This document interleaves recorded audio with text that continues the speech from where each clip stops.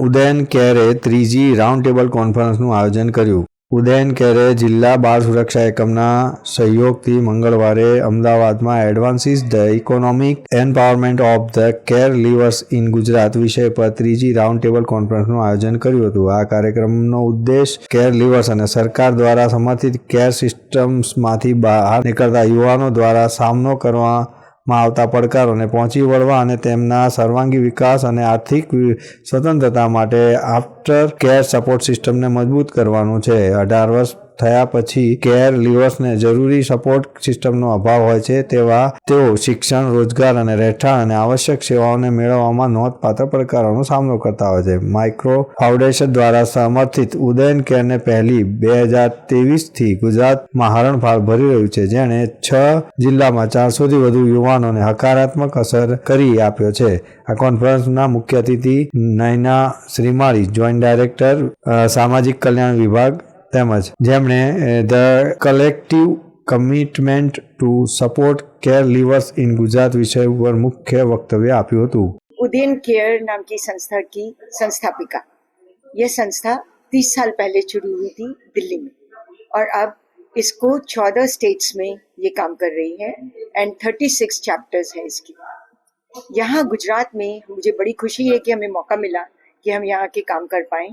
हम पिछले कई सालों से यहाँ पर उदयन शालिनी फेलोशिप नाम की एक फेलोशिप देते हैं उन लड़कियों को जो गरीब परिवारों से आती हैं, जिससे कि वे हायर एजुकेशन की तरफ जा सकें। साथ ही साथ हमारे कुछ स्किलिंग सेंटर्स भी चल रहे हैं। अभी पिछले 1.5-2 साल से हम लोगों ने सोचा कि जो बच्चे संस्थाओं से निकलते हैं और जिनको बाद में कोई भी मदद नहीं मिल पाती एट द एज ऑफ 18, उन बच्चों के लिए क्यों ना हम गुजरात में भी काम शुरू करें, जिस तरह का काम हम अन्य स्टेट्स में कर रहे हैं। तो based on that experience, we brought this whole thing to Gujarat also, and we are very lucky that we found a very good partner in Micron. Micron gives. So उनको ये समझ में आया कि जो बच्चे केयर लीवर्स 18 की साल में जो संस्थाओं को छोड़ के निकलते हैं, उनकी जर्नी अभी शुरू हुई है। उस जर्नी की शुरुआत में अगर उनको मदद नहीं मिलेगा, उनको इम्पेटस नहीं मिलेगा आगे जाने का, तो उसी उद्देश्य के साथ हम लोगों ने शुरू किया।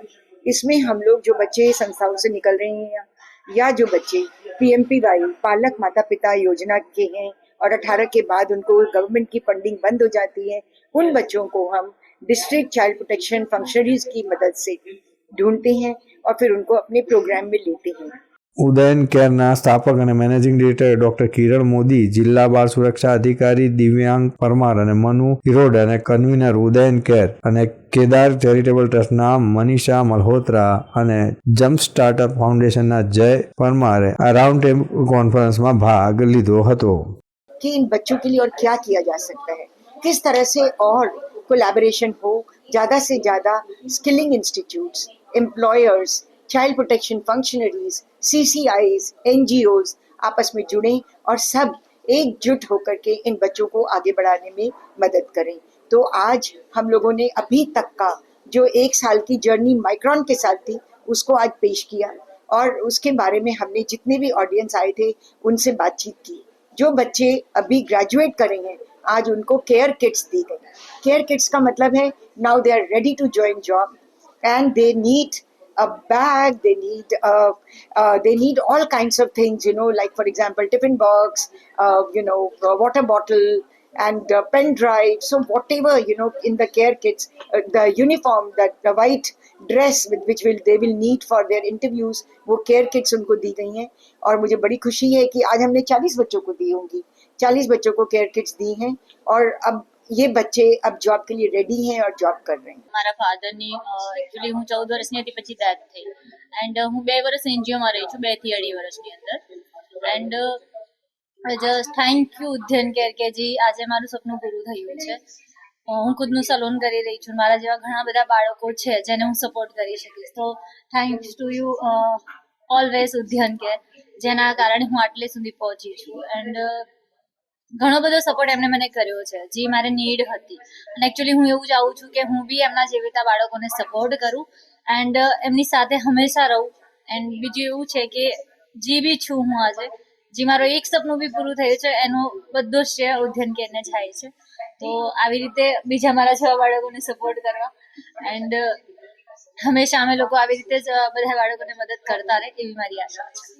કેર લીવર્સ એવા યુવાનો કે જેઓ ત્યજી દેવા, ઉપેક્ષા અથવા તો શોષણને કારણે વૈકલ્પિક સંભાળમાં રહેતા હોય છે, જે ઘણી વખતે ચાઇલ્ડ કેર ઇન્સ્ટિટ્યૂટ દ્વારા પૂરી પાડવામાં આવે છે. 18 વર્ષની વયે તેઓ અદ્વિતીય અવરોધનો સામનો કરે છે, અને જેમાં અધૂરું શિક્ષણ, વ્યવસાયિક તાલીમનો અભાવ, ઓળખ દસ્તાવેજો સુધી પહોંચવામાં મુશ્કેલ અને સપોર્ટ નેટવર્કની ગેરહાજરીનો સમાવેશ થાય છે. આ પડકારો તેમની સ્વતંત્ર પુખ્ત વયે સંક્રમણ કરવાની ક્ષમતામાં અવરોધ થાય છે. તેમનાને માર્ગદર્શન માટે ખાસ જરૂરિયાત ઊભી કરવામાં આવી છે, અને તેના દ્વારા તેમને નવ જીવન અથવા નવા સાહસિકો પ્રાપ્ત થાય તે માટેનું આયોજન પણ કરવામાં આવતું હોય છે. દર્શક મિત્રો, આ હતા અત્યાર સુધીના સમાચારની ખાસ ગતિવિધિ માટે આપ નિહાળતા રહો એસ લાઈવ ન્યૂઝ બુલેટિન. નમસ્કાર.